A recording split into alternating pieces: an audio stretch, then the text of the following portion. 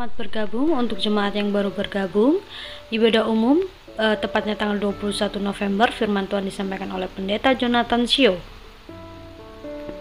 Ibadah ceria atau sekolah minggu setiap hari Minggu dan Sabtu jam 11 sampai dengan pukul 12 siang. Ibadah PD Baskara tepatnya tanggal 21 November, firman Tuhan disampaikan oleh Ibu Yohana Suciati. Ibadah Yud tepat tanggal 20 November, firman Tuhan disampaikan oleh Ibu Erna Noviana Manuai SPD. Ibadah WBS tepatnya tanggal 20 November, firman Tuhan disampaikan oleh Ibu Umi Setiawati. Persembahan bagi Bapak Ibu yang ingin menabur untuk pekerjaan Tuhan bisa melalui rekening di bawah dan juga OVO, Shopee, dan Dana. Bagi Bapak Ibu yang ingin dibaptis selam bisa mengambil formulir baptisan di Bapak Gembala Sidang. Gembala, pekerja, dan jemaat mengucapkan selamat ulang tahun bagi jemaat yang berulang tahun di bulan ini. Tuhan Yesus memberkati. Bagi Bapak Ibu yang rindu didoakan bisa menghubungi Bapak Gembala di nomor 083857933010. Terima kasih, Tuhan Yesus memberkati.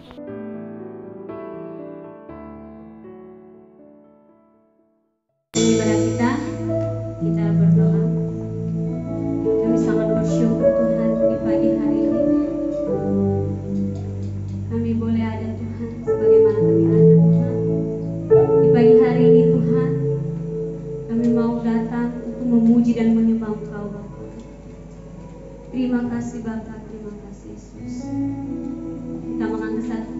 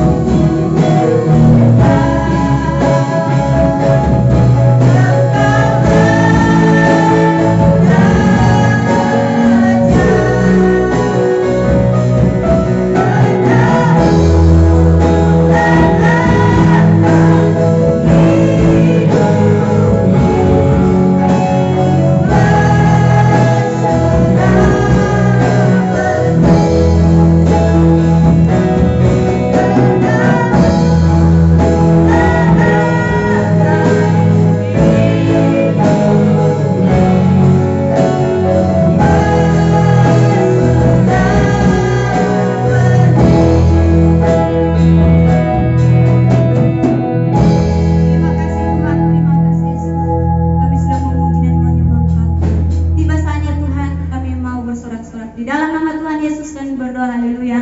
Amin. Mau memuji Tuhan? Amin.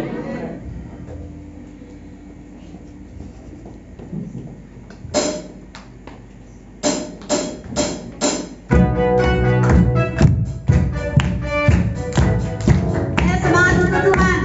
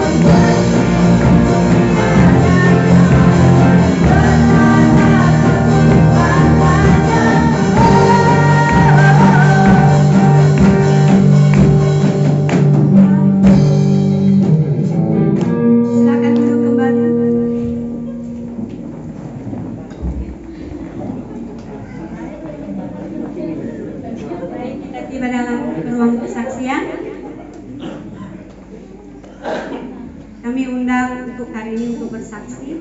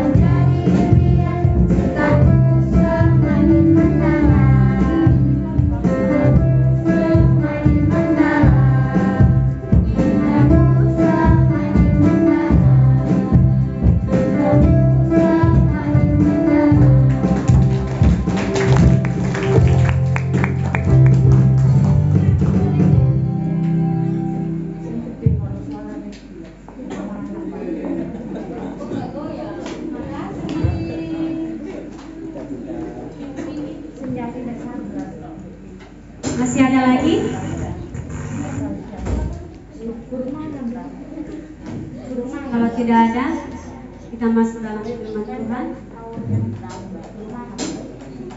Kita menyanyikan lagu Kurindu Sadang, Kurindu Firman.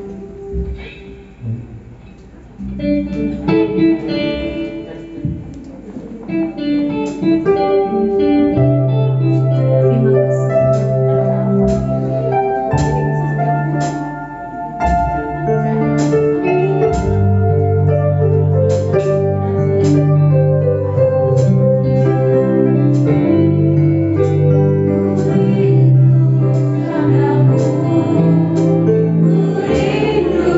Firman-Mu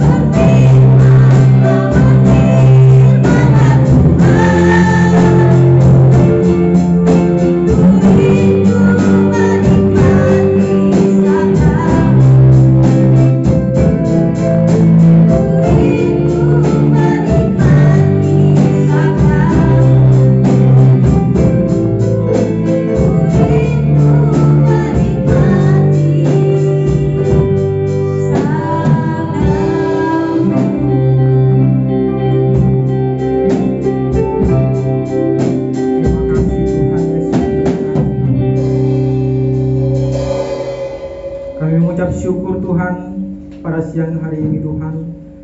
Kalau kami boleh berkumpul di tempat ini Tuhan, untuk mengucap syukur, untuk berterima kasih kepadamu Tuhan.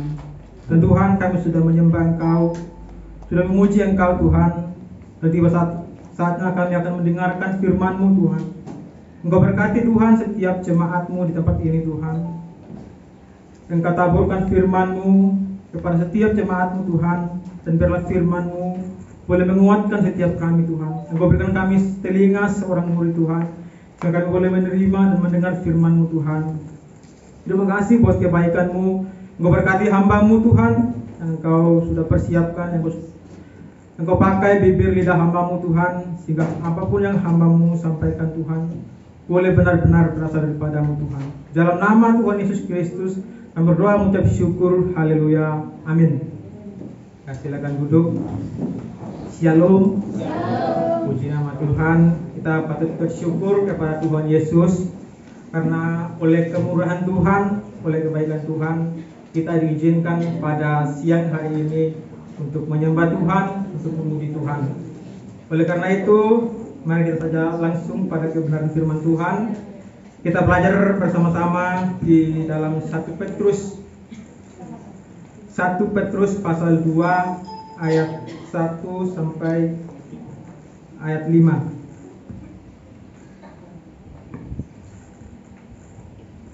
Saya ulangi, 1 Petrus pasal 2 ayat 1 sampai 5.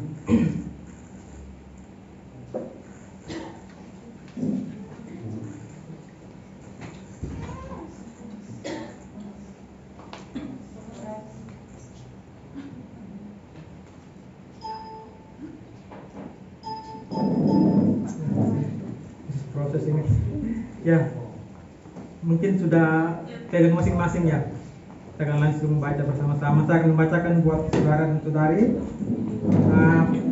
1 Petrus pasal 2 ayat 1 sampai 5. Perikopnya Yesus Kristus batu penjuru. Ayat 1. Karena itu buanglah segala kejahatan, segala tipu muslihat, dan segala macam kemunafikan, kedengkian, dan fitnah. Dan jadilah sama seperti bayi yang baru lahir, yang selalu ingin akan air susu yang murni dan yang rohani, supaya olehnya kamu bertumbuh dan beroleh keselamatan. Jika kamu benar-benar telah mengecap kebaikan Tuhan, dan datanglah kepadanya, batu yang hidup, yang memang dibuang oleh manusia, tapi yang dipilih dan dihormat di hadirat Allah. Ayat 5. Dan biarlah kamu juga dipergunakan sebagai batu hidup untuk pembangunan suatu rumah rohani, bagi suatu imamat kudus, untuk mempersembahkan persembahan rohani yang karena Yesus Kristus berkenan kepada Allah. Amin buat firman Tuhan. Sekali lagi shalom teman-teman. Puji nama Tuhan. Kita bersyukur, kita berterima kasih kepada Tuhan Yesus ya. Nah, jadi tema kita pada siang hari ini, tema pembahasan kita yaitu sikap hidup orang percaya. Nah, saudara, sebelum kita memahami atau membahas atau mengerti daripada ayat ini, kita harus perlu melihat latar belakang dari surat ini. Jadi surat 1 Petrus ini ditulis oleh Petrus sendiri ya. Petrus sendiri biasa disebut Simon Petrus, Rasul Yesus Kristus. Nah, dia menulis surat ini dialamatkan atau ditujukan kepada orang-orang yang sedang berada di perantauan, yang sedang tersebar di luar daripada Yahudi. Bisa dilihat di ayat pertamanya dia. Ayat pertamanya dengan jelas dikatakan di sini. Dari Petrus Rasul, ayat pertama, pasal pertama ini ya. Dari Petrus Rasul Yesus Kristus kepada orang-orang pendatang yang tersebar di Pontus, Galatia, Kapadokia, Asia Kecil, dan Bitinia. Nah, tujuan ditujukan kepada orang-orang yang sedang merantau di luar daripada Yahudi.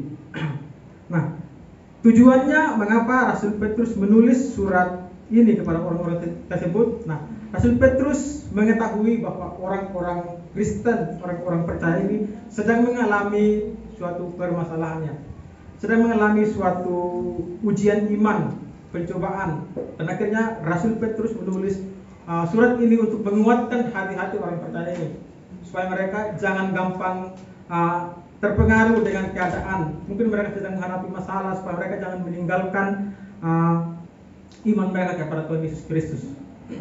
Nah, itu sedikit sekilas atau daripada latar belakang dari 1 Petrus ya. Nah, kita kembali kepada temanya ya. Tema yang tadi yang saya sebutkan yaitu sikap hidup orang percaya. Nah, saudara yang dikasihi Tuhan Yesus Kristus, alasan saya kenapa saya memilih atau mengambil tema ini ada alasannya. Jadi saudara yang dikasihi Tuhan, ketika saya pribadi melihat atau mengamati ya kehidupan orang percaya, kehidupan orang-orang Kristen, dan saya bandingkan dengan orang-orang yang tidak mengenal Tuhan, orang-orang yang duniawi, ternyata kalau kita melihat tidak ada perbedaannya. Tidak ada perbedaan. Orang Kristen dan orang percaya dan orang duniawi sepertinya tidak ada perbedaannya. Nah, kenapa saya katakan demikian ya? Orang percaya ini kita harus terbuka ya. Orang percaya itu mungkin pada saat datang ke gereja, mungkin dia datang ke gereja atau perbedaan dengan orang percaya pada saat dia datang ke gereja, dia menyembah Tuhan, memuji Tuhan, rajin beribadah. Tetapi ketika setelahnya itu kembali ke kehidupan sehari-hari, kembali ke rumah atau kemanapun, kalau kita melihat kehidupannya sama seperti orang-orang duniawi, masih menyimpan yang namanya kepahitan, masih menyimpan yang namanya kebencian, amarah, dan suka memfitnah, saling menghakimi satu sama lain. Nah, itu tidak ada bedanya dengan orang-orang dunia. Jadi setelah saya melihat tidak ada perbedaannya. Cuma yang bedanya orang Kristen atau orang lain itu cuma bedanya mereka rajin beribadah, mereka rajin bersekutu. Nah, jadi itu yang kita harus perlu perhatikan supaya kita harus menjadi beda dari orang-orang yang tidak mengenal Tuhan. Supaya kita terlihat seperti gambar atau serupa Kristus. Nah, itu yang ingin saya bahas. Kenapa saya memilih tema ini? Jadi saudara yang dikasihi Tuhan Yesus Kristus, sikap hidup kita ketika kita sudah percaya Tuhan Yesus, ketika kita sudah berkomitmen untuk mengikut Tuhan, maka kita harus memiliki suatu komitmen yang benar-benar fokus kepada Tuhan, fokus pada kekristenan kita. Kita harus menjadi contoh dan terang dan garam. Nah, itulah tujuan kita dipilih atau dimeteraikan oleh Tuhan Yesus Kristus. Nah, jadi saudara,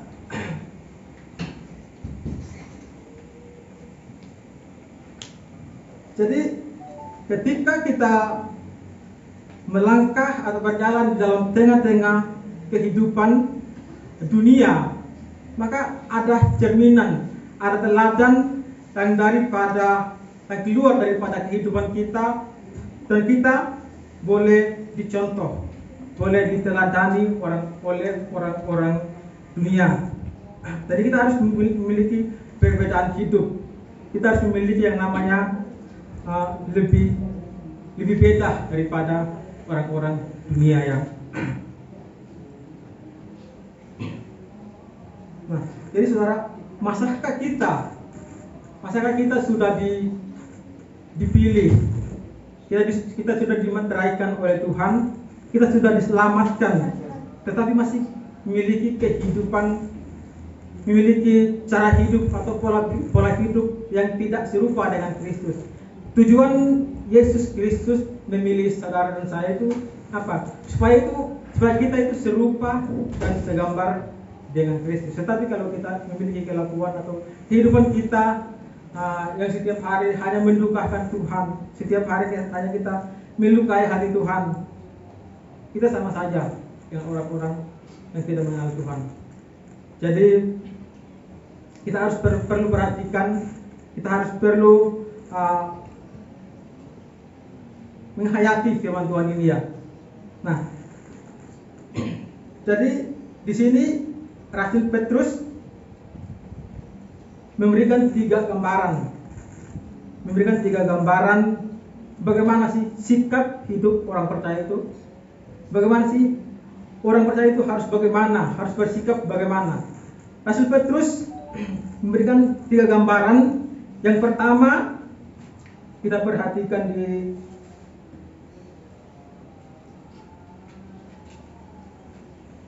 ayat keduanya. Jadi poin yang pertama yaitu bersikap seperti seorang bayi.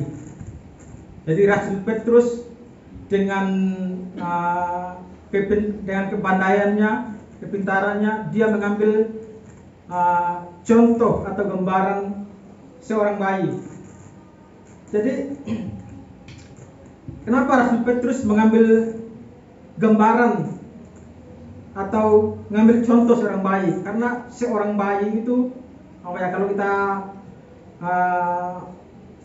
menyelidiki ciri-ciri seorang bayi, mungkin di sini yang ada di tempat ini saudara-saudara mungkin sudah pernah melihat bayi ya. ya pastilah, karena kita pasti sering, mungkin kita sudah punya bayi atau tetangga kita, anak atau saudara kita pasti memiliki bayi. Dan kalau kita melihat ciri-ciri bayi itu pasti pertama pasti imut ya, imut, terus mungil, lucu, terus polos, jujur, berlaku padanya ya. Jadi seperti itu. Jadi Petrus melihat bahwa bayi itu seperti itu, makanya dia mengambil dan menjadikan contoh kehidupan. Gini loh cara hidup kita orang Kristen, harus seperti bayi, harus jujur, harus polos, harus berlaku apa adanya. Nah, kita perhatikan di ayat 2. Ayat 2 dikatakan, dan jadilah sama seperti bayi yang baru lahir, yang selalu ingin akan air susu yang murni dan yang rohani, supaya olehnya kamu bertumbuh dan beroleh keselamatan. Jadi Rasul Petrus ini memberikan suatu nasihat kepada orang-orang perantauan tadi ya, pada orang-orang yang berada di luar daripada Yahudi. Dia memberikan nasihat supaya mereka harus seperti bayi, supaya mereka harus memiliki yang namanya tadi seperti kepolosan, kejujuran, berlaku padanya, tidak menipu, tidak berbohong atau tidak memfitnah, tidak saling membunuh atau tidak saling melukai hati sesama ya. Jadi Rasul Petrus dengan jelas mengambil seorang bayi supaya mereka mengerti, memahami, karena Rasul Petrus mengetahui bahwa sikap seorang bayi itu seperti itu ya. Nah, jadi saudara-saudara yang dikasihi Tuhan Yesus Kristus, Rasul Petrus boleh memberikan teguran atau nasihat kepada orang-orang zaman dulu. Nah, demikian juga firman Tuhan pada saat ini. Firman Tuhan pada saat ini boleh mengajarkan kita supaya kita juga sama seperti seorang bayi.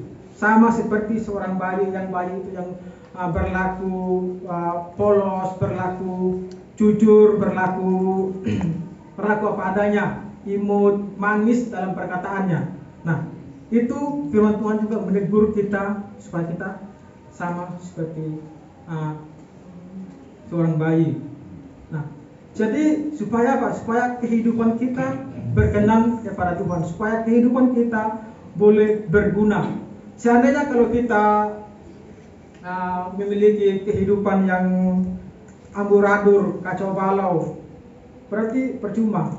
Kita tidak percuma kita beribadah seperti yang saya katakan tadi di awal. Percuma kita beribadah, percuma kita bersekutu dengan Tuhan, percuma kita menyembah Tuhan dan sampai-sampai kita menangis menyembah Tuhan. Tetapi kehidupan kita, pola hidup kita tidak ada berubahnya,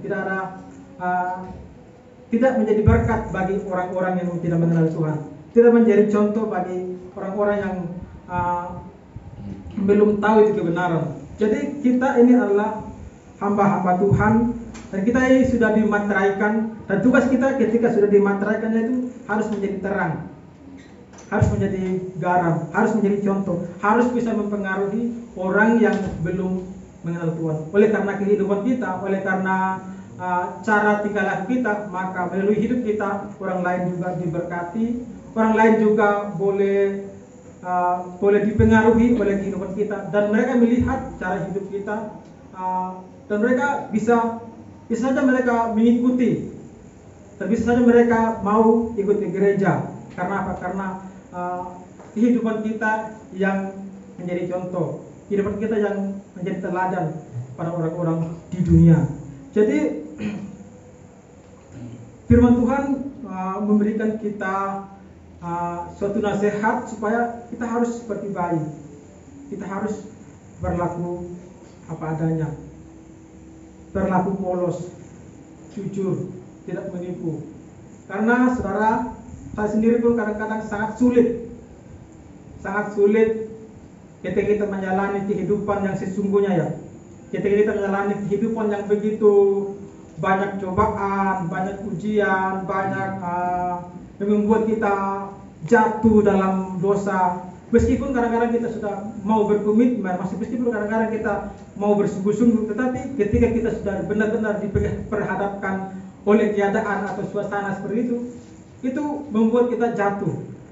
Itu membuat kita lupakan firman Tuhan. Tetapi firman Tuhan menegaskan supaya kita harus benar sungguh-sungguh.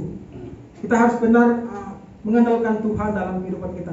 Memang kita manusia ini, kalau kita cari yang sempurna di dunia ini tidak ada ya, kecuali hanya Yesus. Kalau kita cari yang sempurna tidak ada. Tetapi oleh karena kita sempurna kita berjuang untuk sempurna oleh karena pertolongan Tuhan, oleh karena pertolongan Roh Kudus. Jadi kita harus minta pertolongan Tuhan, minta pertolongan Roh Kudus, supaya Roh Kudus yang memampukan kita supaya kita bisa hidup seperti yang firman Tuhan inginkan dalam kehidupan kita sehari-hari, supaya kita berguna, supaya kita bermanfaat untuk kemuliaan nama Tuhan. Jadi saudara, kita ini adalah gambar, seperti saya katakan tadi, ada gambar dan rupa Allah. Gambar dan rupa Allah itu apa?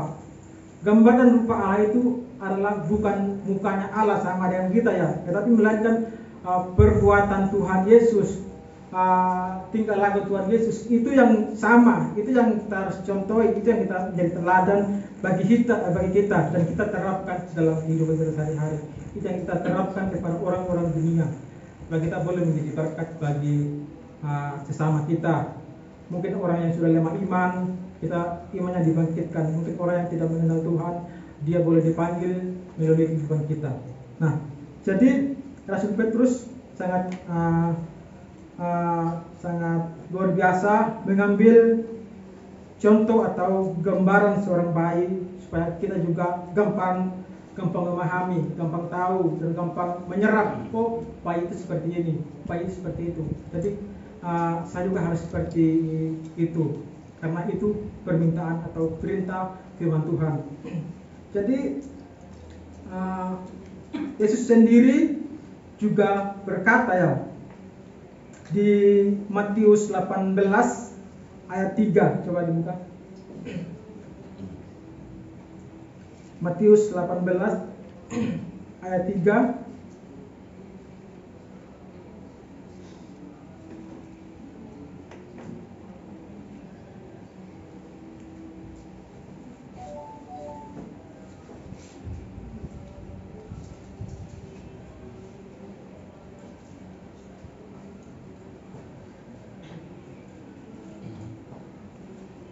Oh ya, sudah.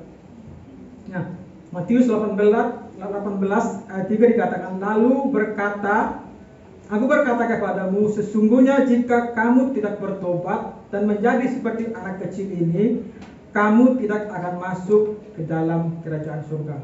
Jadi dengan jelas Tuhan Yesus sendiri yang mengatakan ini ya. Kita tahu betul bahwa Tuhan Yesus itu adalah Raja dalam kerajaan surga ya. Dan dia memang mengatakan sendiri ini ya. Dia mengatakan, aku berkata kepadamu, sesungguhnya jika kamu tidak bertobat dan menjadi seperti anak kecil ini, kamu tidak akan masuk ke dalam kerajaan surga. Jadi saudara yang dikasihi Tuhan Yesus Kristus, kalau kita tidak bertobat atau tidak sama dengan seperti seorang anak kecil, firman Tuhan ini berlaku ya. Firman Tuhan sudah dengan jelas Yesus Kristus mengatakan sendiri.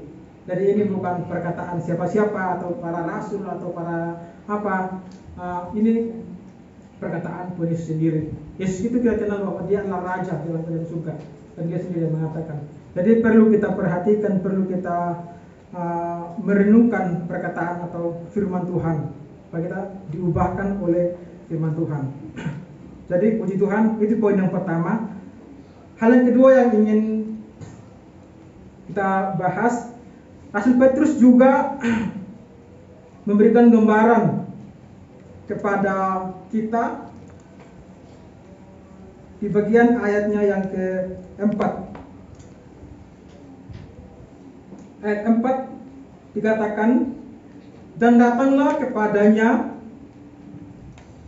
batu yang hidup, yang memang dibuang oleh manusia, tetapi yang dipilih dan dihormat di hadirat Allah. Datanglah kepadanya batu yang hidup. Jadi sikap kehidupan kita sebagai orang percaya, kita diperintahkan untuk datang kepada Tuhan. Karena kita tahu, karena kita percaya, kalau kita tidak datang kepada Tuhan, kalau kita tidak mencari Tuhan, maka sia-sialah kehidupan kita. Maka sia-sialah kehidupan kita ya. Jadi Tuhan Yesus sudah memantraikan kita, dia sudah memilih kita, dia sudah memanggil kita. Dan sekarang dikatakan datanglah kepadanya batu yang hidup. Jadi ini adalah suatu panggilan atau seruan supaya kita datang kepada batu yang hidup, kepada Tuhan. Jadi karena kita memang membutuhkan Tuhan, kita memang membutuhkan pertolongan Tuhan. Makanya itu kita diperintahkan untuk datang kepada Tuhan. Jadi saudara, untuk datang kepada Tuhan kita harus memiliki yang namanya kerendahan hati. Jadi kita datang kepada Tuhan dengan kerendahan hati kita, dengan rasa keperluan kita kepada Tuhan. Saudara, kita harus tahu bahwa kita manusia yang lemah, manusia yang tidak percaya, dan manusia yang tidak berdaya, banyak kekurangan dan banyak kelemahan, banyak masalah, pokoknya manusia kita tidak sempurna. Makanya itu kita harus perlu mencari Tuhan, perlu mencari yang namanya penolong. Karena penolong yang sejati bukan kepada manusia, bukan kepada dewa-dewa atau berhala-berhala atau orang-orang kaya yang berduit atau orang-orang yang kuat. Tetapi penolong yang sejati itu ada kepada Tuhan. Makanya itu datanglah kepada Tuhan, karena dia adalah sumber pertolongan kita. Nah, saudara, karena ketika kita di dalam Yesus, pasti kita akan diselamatkan. Jadi ketika kita dalam Yesus pasti akan keselamatan, pasti akan ada yang namanya keselamatan. Karena kita di dalam Yesus, kita punya pengharapan, punya suatu pengharapan di mana Yesus sendiri yang menjanjikan, Yesus sendiri yang mengatakan bahwa ketika kita berada di dalam Yesus, maka pengharapan kita adalah keselamatan. Pengharapan kita adalah surga. Jadi kita hidup di dunia ini, tujuannya kita bukan untuk apa ya, tapi tujuan kita datang ke dunia sebagai orang percaya bukan hanya datang sebagai manusia kecil, bersekolah, habis sekolah habis nikah punya anak, rawat anak, habis itu tua dan akhirnya mati. Itu bukan tujuan manusia sebenarnya. Manusia bertujuan di dunia ini supaya apa? Memuliakan Tuhan, memuji nama Tuhan, menyembah Tuhan. Dan tujuannya itu supaya dia layak di dalam kerajaan surga. Jadi itu tujuan kita hidup dalam dunia ini ya. Bukan seperti yang dilakukan oleh orang-orang yang tidak mengenal Tuhan, orang-orang yang tidak mengenal kebenaran. Mereka sibuk dengan mengurus tentang dunia, mereka sibuk mengurus tentang hal-hal yang duniawi. Tetapi kita sudah dimateraikan, saudara dan saya sudah dipilih oleh Allah supaya kita mengerjakan yang namanya kekekalan, keabadian, yaitu bersama dengan Tuhan. Jadi kita harus datang kepada Tuhan dengan kerendahan kita, dengan rasa bahwa kita itu membutuhkan Tuhan, dengan rasa kita itu bahwa memerlukan Tuhan dalam kehidupan kita. Nah, saudara, juga yang kedua adalah kita harus datang kepada Tuhan dengan sungguh-sungguh ya, dengan sungguh-sungguh. Kenapa saya katakan dengan sungguh-sungguh? Karena banyak di antara orang percaya, banyak di antara orang-orang yang sudah menjadi orang Kristen datang kepada Tuhan itu pada saat butuhnya doang, ya, pada saat butuhnya saja. Contohnya ketika dia sedang mengalami sakit penyakit, dia itu baru datang kepada Tuhan, minta Tuhan tolong sembuhkan saya, Tuhan bantu saya pulihkan kesehatanku. Tetapi ketika sudah disembuhkan, lama-lama hilang. Tetapi ketika diberikan kesakitan lagi, muncul lagi. Nah, itu tidak sungguh-sungguh. Itu yang namanya separuh-separuh, stoi orang bilang. Orang timur bilang ya, stoi, setengah-setengah. Jadi dia tidak sungguh-sungguh. Jadi yang diminta supaya kita sungguh-sungguh datang kepada Tuhan. Dengan apa? Dengan kesungguh-sungguhan hati kita. Supaya apa? Supaya kita boleh layak di hadapan Tuhan, supaya kita boleh berkenan kepada Tuhan. Jadi seperti yang saya katakan tadi, kadang-kadang kita sebagai manusia kalau pada saat butuh Tuhan saja, pada saat butuh Tuhan datang, pada saat tidak membutuh Tuhan pergi, pada saat membutuh Tuhan datang. Nah, jadi firman Tuhan menegur secara saya pribadi, dan biarlah firman Tuhan juga menegur kita semua supaya kita lebih sungguh-sungguh lagi, supaya kita jangan seperti orang yang tidak sungguh-sungguh ya. Kita harus berkomitmen sungguh-sungguh bahwa kita membutuhkan Tuhan, bahwa kita membutuhkan penolong dalam kehidupan kita. Karena apa? Karena kita sudah diselamatkan Tuhan. Kalau kita berjalan sendiri, kalau kita melangkah sendiri, apa daya?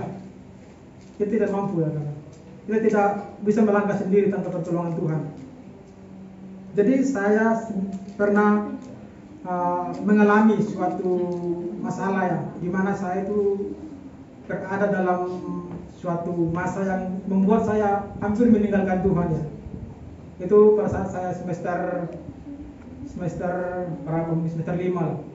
Saya menghadapi masalah, masalahnya lumayan berat ya, berat sekali sih menurut saya.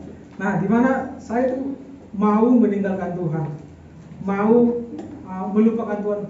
Tidak ada guna, saya bilang, tidak ada guna saya mengikut Tuhan, tidak ada guna.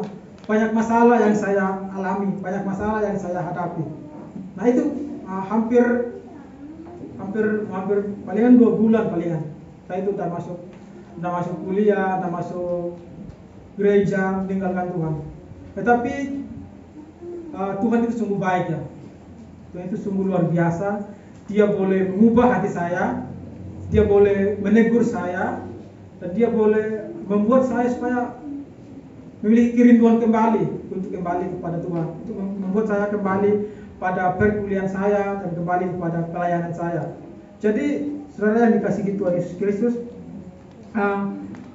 tetaplah untuk mengandalkan Tuhan, tetaplah untuk bersungguh-sungguh meskipun keadaan tidak memungkinkan, meskipun keadaan tidak baik seperti yang kita inginkan, tidak baik seperti yang kita mau. Jadi firman Tuhan poin yang kedua mengingatkan kita supaya kita datang kepada Tuhan dengan kerendahan hati kita, dengan kesungguh-sungguhan kita. Maka Tuhan akan melihat, dan akan menilai semua perbuatan kita. Maka kita akan layak di hadapan Tuhan. Maka kita akan berkenan di hadapan Tuhan. Jadi poin yang pertama dikatakan tadi harus bersikap seperti seorang bayi. Poin yang kedua yaitu datang kepada Tuhan dengan kerendahan hati kita, dengan sungguh-sungguh kepada Tuhan, melayani Tuhan. Nah, sekarang poin yang ketiga dikatakan kita harus menjadi batu hidup untuk pembangunan rumah rohani kita. Yang terdapat di ayat 5. Ayat 5 dikatakan, dan biarlah kamu juga dipergunakan sebagai batu hidup untuk pembangunan suatu rumah rohani bagi suatu imamat kudus untuk mempersembahkan persembahan rohani yang karena Yesus Kristus berkenan kepada Allah. Jadi saudara, kita ini menjadi batu hidup untuk pembangunan rumah rohani. Firman Tuhan dengan jelas mengatakan, jadi biarlah kita digunakan sebagai batu hidup. Jadi kita ini diibaratkan sebagai batu hidup ya. Nah, jadi saudara, batu, kalau kita berbicara mengenai batu ya, batu itu ini kan berbicara tentang batu untuk pembangunan rumah ya. Batu itu seperti contoh batu bata. Nah, setelah kita belanja, membeli, lalu kita letakkan di depan rumah kita, lalu kita biarkan dan kita tidak hirau, lalu ada hujan datang, terus matahari dikenai, terus apalagi kalau kita injak-injak, pasti batu itu akan rusak, akan jelek dan tidak bisa digunakan dan hancur ya. Nah, jadi tidak akan bermanfaat, tidak akan ada gunanya. Tetapi batu yang tadi itu yang kita belanja di toko galangan dan lalu kita gunakan untuk pembangunan suatu rumah, pembangunan suatu gedung, maka batu itu akan menciptakan suatu rumah yang indah. Batu-batu itu akan menciptakan rumah yang bagus dan nyaman dihuni ya. Nah, jadi Rasul Petrus juga mengambil gambar bahwa kita ini diibaratkan sebagai batu yang hidup. Batu yang hidup dan harus bermanfaat. Jadi demikian juga saudaraku, Petrus ingin supaya kita harus menjadi sama seperti batu yang hidup, yang harus dibangun di atas dasar batu penjuru. Jadi batu penjuru itu adalah Yesus Kristus. Dia diibaratkan batu penjuru atau batu hidup ya. Jadi berbicara dengan batu penjuru dan batu hidup, ini Petrus mengambil suatu ibarat gambarannya. Jadi Yesus itu diibaratkan sebagai batu penjuru. Kalau kita mau sedikit tahu tentang batu penjuru ya. Batu penjuru itu adalah batu-batu yang zaman dulu ya. Zaman dulu pada zaman Yahudi, batu-batu penjuru itu adalah batu-batu besar ya. Batu-batu besar yang diletakkan oleh tuan-tuan bangunan dan menjadi batu dasar. Menjadi batu dasar untuk pembangunan suatu gedung, gedung yang besar. Dan setelah diletakkan batu penjuru itu, maka gedung itu akan menjadi kuat, akan menjadi kokoh dan akan menjadi, meskipun banyak badai atau angin, maka rumah itu akan kuat. Nah, jadi Yesus itu digambarkan seperti itu, saudara. Jadi makanya dia digambarkan sebagai batu penjuru. Nah, tapi kita tahu bahwa orang-orang Yahudi pada zaman dulu, terkhususnya orang-orang ahli Taurat, orang Farisi, orang Saduki itu tidak menyukai Yesus itu. Mereka tidak suka Yesus itu ya. Dan akhirnya mereka membuang batu itu. Jadi mereka ini diibaratkan seorang tukang bangunan yang membuang batu penjuru itu. Dibuang di tengah jalan, dan ternyata batu penjuru itu adalah bermanfaat untuk semua orang. Dan akhirnya kita sekarang dimeteraikan sebagai batu hidup. Makanya firman Tuhan dengan jelas, kita harus membangun rumah rohani kita di atas dasar batu penjuru.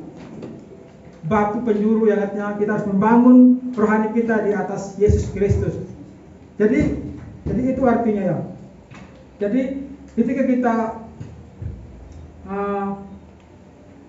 diibaratkan sebagai batu hidup, maka batu hidup itu adalah batu yang diletakkan setelah Yesus menjadi batu dasar, dan batu-batu yang hidup itu seperti kita. Setelah Yesus diletakkan, kita diletakkan juga di atas Yesus, maka kita akan menjadi kuat. Kita akan menjadi kokoh, dan kita akan tidak gampang hanyut, tidak gampang terpengaruh pada keadaan. Karena apa? Karena kita memiliki dasar, karena kita memiliki fondasi yang kuat, yaitu Yesus Kristus. Seperti halnya tentang suatu pembangunan rumah yang orang yang membangun rumah di atas batu dan orang yang membangun rumah di atas pasir itu. Nah, seperti itu ya saudara. Jadi kita ini sebagai batu-batu hidup yang dibangun di atas dasar batu penjuru, yaitu Yesus Kristus. Jadi saudaraku yang dikasihi Tuhan Yesus Kristus, kita harus memiliki yang memiliki suatu rasa ucapan syukur, rasa berterima kasih bahwa kita layak menjadi batu hidup. Kita layak menjadi batu yang diletakkan di atas dasar Yesus. Karena kita tahu bahwa di luar sana banyak batu-batu yang tidak diletakkan di atas dasar Yesus.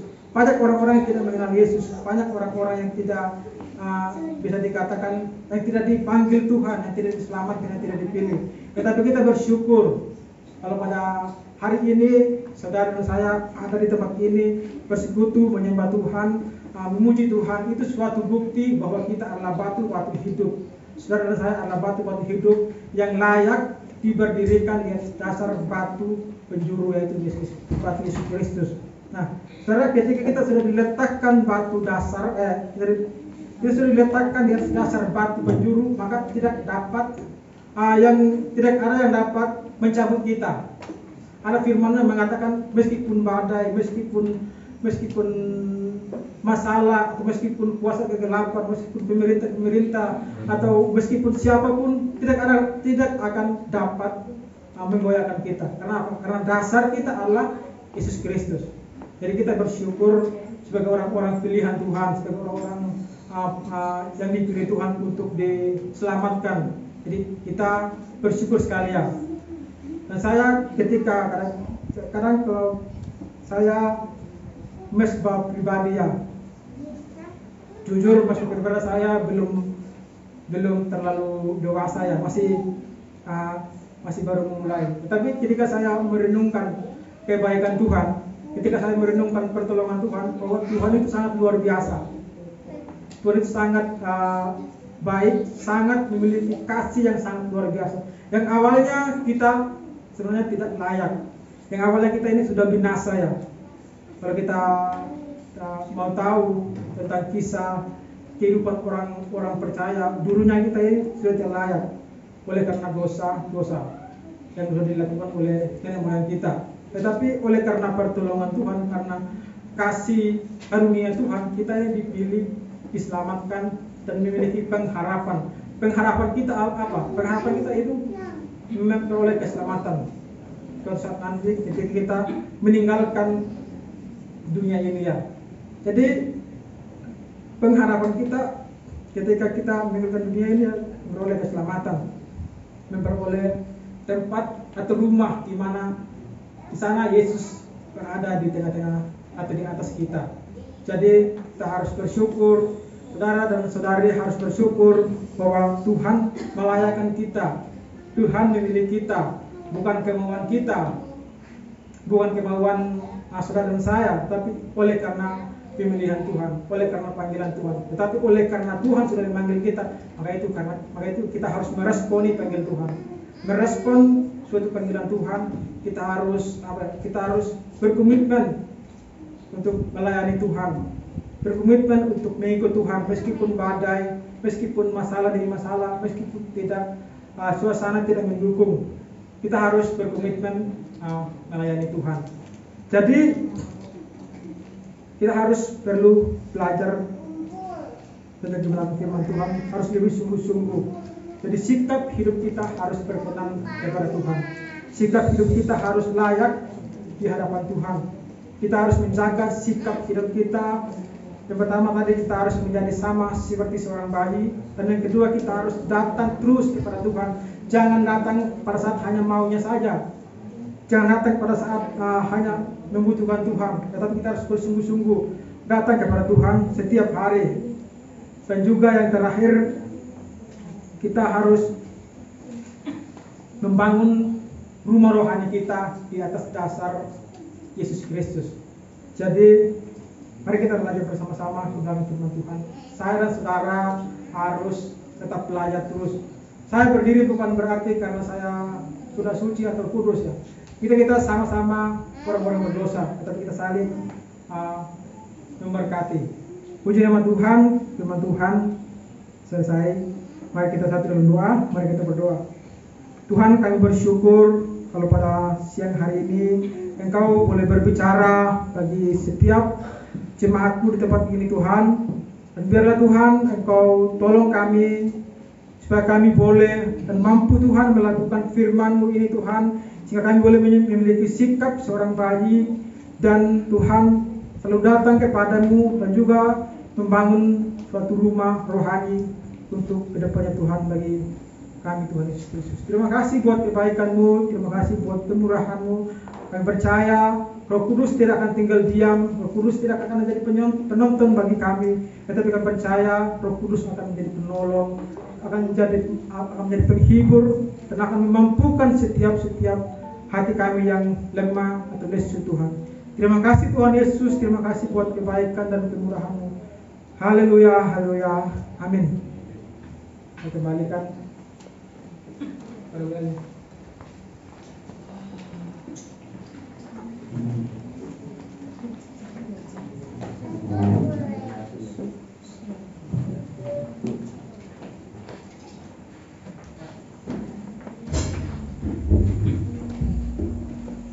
Berkati firman Tuhan. Kita tiba dalam persembahan yang petugas persembahan kami.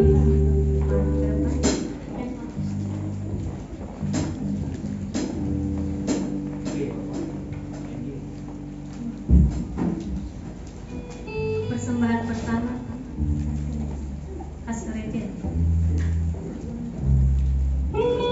Mari kita bersatu dalam doa. Terima kasih Tuhan, terima kasih Yesus. Kami sudah mendengarkan firman Tuhan.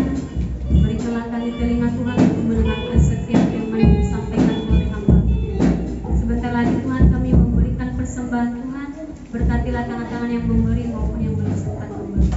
Terima kasih Bapa, terima kasih Yesus. Amin. Mari kita mengucapkan pujian. Kasih setia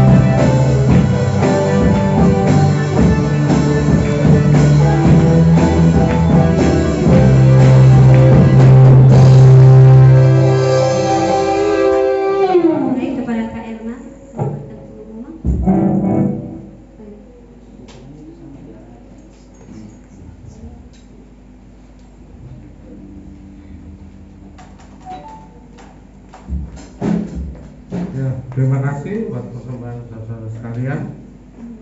Mungkin ada pengumuman tentang Natal.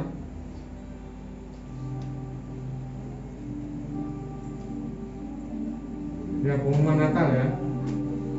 Untuk Natal WBIS, Natal wanita dan Natal anak-anak diadakan tanggal 4 Desember. Ya, hari Sabtu jam 11 siang. Ada Natal gabungan, Natal wanita dan Natal anak-anak. Ibunya dan anak-anaknya jadi satu, ya. Tanggal ya, belum punya anak nggak boleh datang. Ya, khusus ibu-ibu ya, khusus ibu-ibu dan anaknya. Ya. Itu diadakan hari Sabtu tanggal 4 Desember jam 11 siang. Kemudian Natal Youth. Natal Youth ini diadakan pada tanggal 11 Desember jam berapa? Setengah 6. Bagi yang punya anak-anak muda atau yang merasa masih berjiwa muda tapi sudah tua, silakan datang. Ya. Jiwanya masih muda ya, seperti saya. Ya. Yaitu ini Natal Youth, ya, Natal Youth. Di sini banyak anak youth, ya, anak-anak youth. Ya, nanti tolong dikoordinasi apa ketua youth nanti kalau diundang, ya, yang muda, ya, usia muda, banyak sekali ini usia muda, ya, banyak yang berjiwa muda juga, ya. Ya, tanggal 11 jam setengah 6. Kok nanggung setengah 6? Setengah 6 ya. Kemudian Natal umum tanggal 19 Desember. Natal umum tanggal 19 Desember itu diadakan hari Minggu. Hari Minggu jam 5. Ya. Mulai jam 5 ya. Jadi diharapkan semuanya bisa hadir. Semua jemaat ya.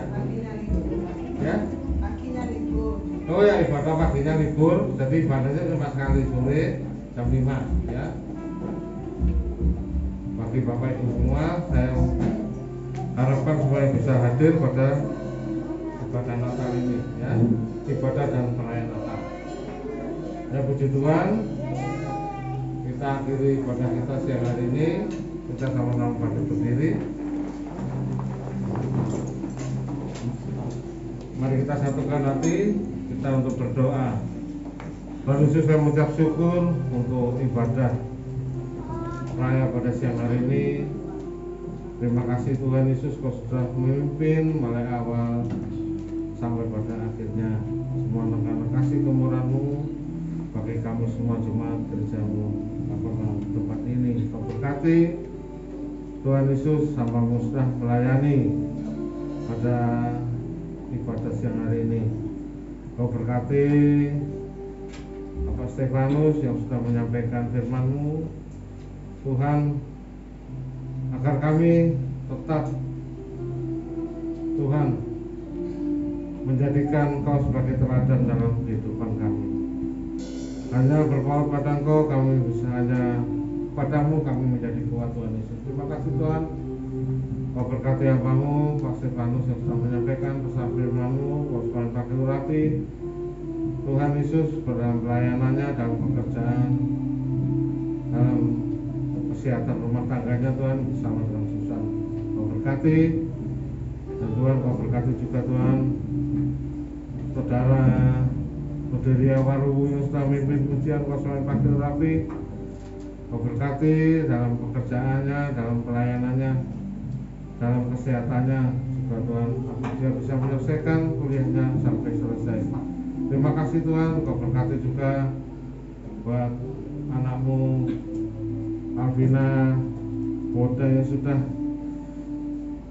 melayani sebagai singer. Kau selalu pakai urapi, berkati pelayan dalam kuliahnya, beri nikmat-Mu, kedasan dan kepandian, kesehatan, senantiasa daripada Engkau. Kau berkati para pemain musik Tuhan Yesus, Kau berkati junior, sebagai rapi dalam pelayanannya, dalam usaha pekerjaannya, dalam kesehatan rumah tangganya Tuhan Yesus bersama dengan firman. Kau berkati, Kau kenakan juga mereka keturunan Tuhan Yesus Kristus. Kau berkati juga buat Bima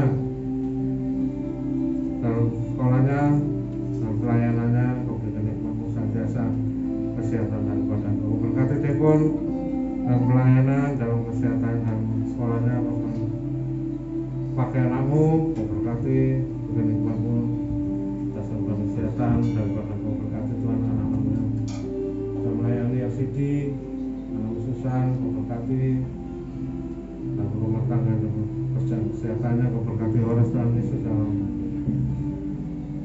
kuliahnya, dalam PPL-nya, dalam kesehatannya, sebagai urapi anak-Mu. Kau berkati Tuhan Yesus buat Putri yang dalam melayani perekaman video. Kau berkati dalam pelayanan dan kesehatan dalam sekolah yang berikan nikmat-Mu, kesehatan senantiasa daripada Engkau. Berkati Tuhan Yesus dalam melayani sebagai kolektan. Kau berkati satu persatu Tuhan Yesus Kristus. Terima kasih Tuhan. Kau percaya saat ini Tuhan Yesus, Kau sudah sembuhkan mereka yang sakit, yang dalam masalah Kau sudah berikan jalan keluar Tuhan Yesus Kristus. Kau berkati tangan-tangan sudah memberikan persembahan dan persembahan kolektor diakonia, persembahan Natal, juga persembahan untuk perpuluhan. Kau kembalikan berkat-Mu berlipat kali ganda. Tuhan Yesus, Kau tutup bungkus sama kuasa darah-Mu, tutup bungkus keluarga, kesehatan untuk mendapat jaminan kami. Jauhkan kami Tuhan dari salah marah bahaya, kecelakaan, ucapan saya, penyakit orang jahat, dan salah gangguan serangan kegelapan, dan salah magic, satu serang balik manapis kegelapan, dan salah wabah corona, penyakit bahaya, penyakit menular, dan dimatikan nomor perjalanan dalam nama Tuhan Yesus Kristus. Tuhan, pada Tuhan, Kau curahkan berkat-Mu, berkat uang makanan, pakaian, kesehatan, berkat damai sejahtera, penjagaan perlindungan-Mu senantiasa dalam kehidupan kami. Mari kita terima berkat Tuhan, karena berkat daripada Allah Bapa, kasih daripada Tuhan Yesus Kristus, serta penyertaan Roh Kudus telah menyertai kami saat ini sampai